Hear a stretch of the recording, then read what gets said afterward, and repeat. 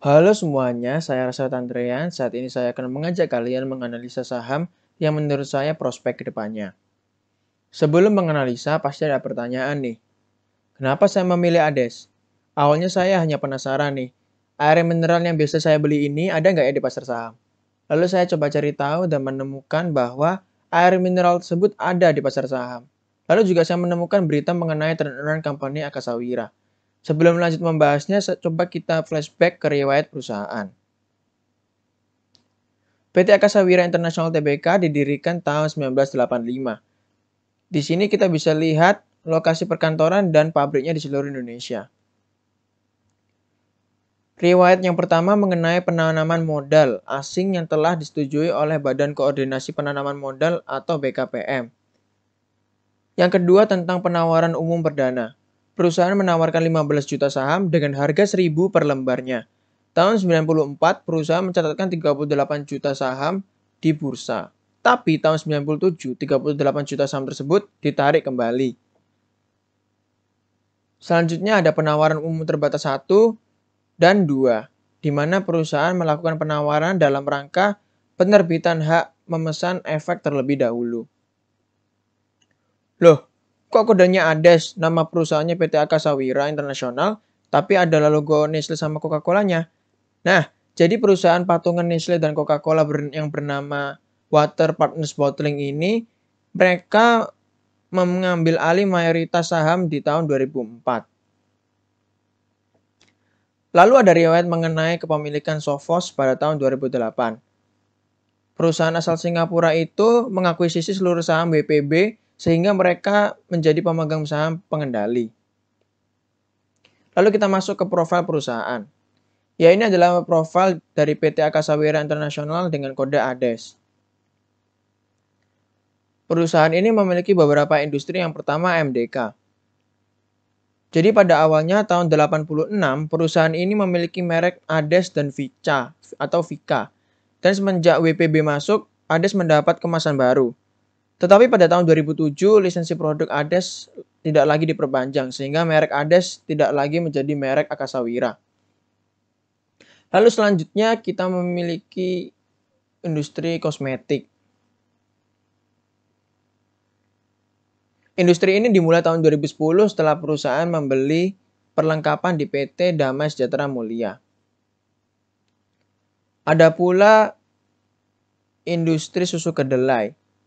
Industri ini digunakan sebagai batu lompatan Akasawira untuk memperluas bisnis minuman lainnya. Lalu juga ada distribusi kosmetik impor dengan merek Wella dan Clairol. Nah, berikut ini komposisi pemegang sahamnya. 91,52% dimiliki Water Partners Bottling atau WPB dan sisanya dimiliki oleh publik. Lalu ada berita nih tentang perusahaan Akasawira yang akan merambah ke bisnis sanitizer.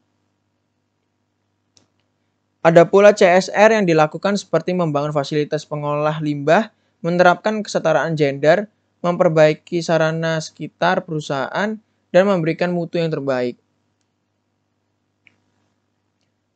Selanjutnya kita masuk ke analisis fundamental. Di sini kita bisa lihat perkembangan ADES yang luar biasa dari tahun ke tahun. Namun, ada yang membuat saya makin kepo nih dengan ADES. Nah, bagaimana bisa pendapatan di kuartal 3 2020 yang notabene lebih rendah dari tahun sebelumnya, tetapi laba bersih justru meningkat drastis?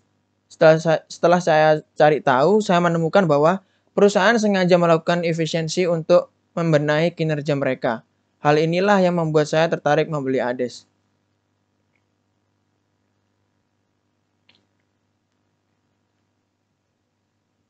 Lalu kita lanjut ke analisis selanjutnya, ada PE ratio. ADES memiliki PE ratio di angka 9,9 kali. Lalu ada PBV-nya di angka 1,53, EPS-nya di angka 168,13, ROA-nya 12,5%, ROE-nya 17,3, GPM-nya 47,3. Tetapi ADES ini sedang tidak membagikan dividen. Kenapa ADES tidak membagikan dividen? Karena selama ini ADES memiliki laba ditahan yang negatif. Tapi setelah saya baca banyak berita, saya menemukan bahwa kemungkinan besar di tahun depan atau bahkan tahun ini, ADES akan memberikan laba ditahan yang positif. Sehingga tahun-tahun berikutnya saya yakin ADES akan membagikan dividen mereka. Nah, kita bisa lihat balance sheet di samping ini. Di sini kita bisa lihat DER-nya tetap stabil ya dari kuartal pertama tahun 2020 hingga kuartal 3 tahun 2020. Di saat balance sheet-nya tetap stabil, total aset kuartal 3 tahun 2020 cenderung meningkat. Nah, kita bisa bandingkan rasio ADES dengan Cleo karena Cleo memiliki subsektor yang sama dengan ADES. ROE ADES adalah 15,44%, Cleo 14,84%. ROA ADES 11,13%, Cleo 10,13%. DER ADES 38,62%, sedangkan Cleo 46,52%. PER ADES 9,93 kali, Cleo 41,03 kali, PBV ADES 1,53 kali, Cleo 6,09 kali, IPS ADES 168, IPS Cleo 11, GPM ADES 47,72%, GPM Cleo 42,19%. Kedua perusahaan ini sedang tidak membagikan dividen. Lalu apabila kita rankingkan, ADES berada di peringkat pertama dengan poin 7 dan Cleo berada di peringkat kedua dengan poin 14. Saya sempat melakukan analisa teknikal. Saya waktu itu beli di tanggal 15 Maret 2021. Saya beli di harga 1.690. Saya memiliki target TP1 di harga 1.740, TP2 di harga 1.810, dan saya memiliki tingkat cut loss kurang dari 2%.